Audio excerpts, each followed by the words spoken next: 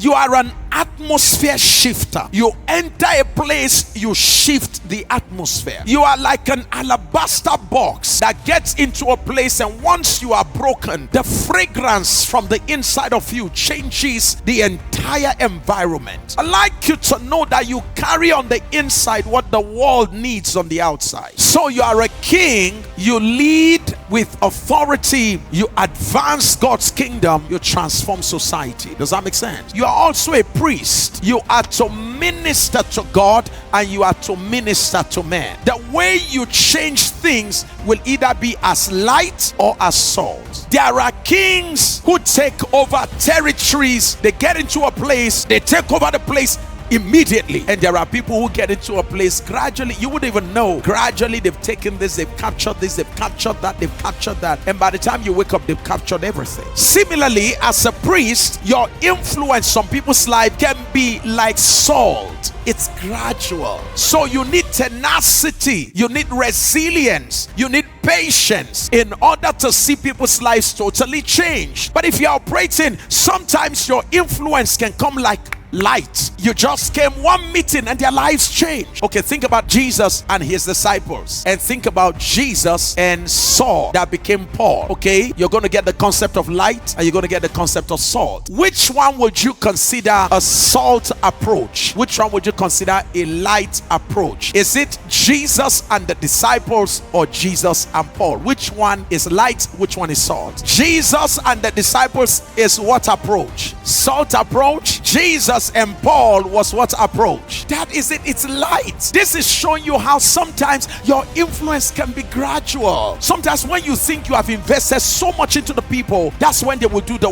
worst of things. And if you are not a careful priest, you will say all my labor is in vain. Because think about it. It was at the peak of Jesus's investment into Peter that Peter denied him. After 3.5 years of investment, after giving Peter exposure to what others never had access to, Peter saw Jesus transfigured. Jesus was the one that looked at Peter and he said to Peter, he said, my goodness, he said, thou art Peter, the rock. He called him what he never called anybody. And sometimes it happens to us as pastors.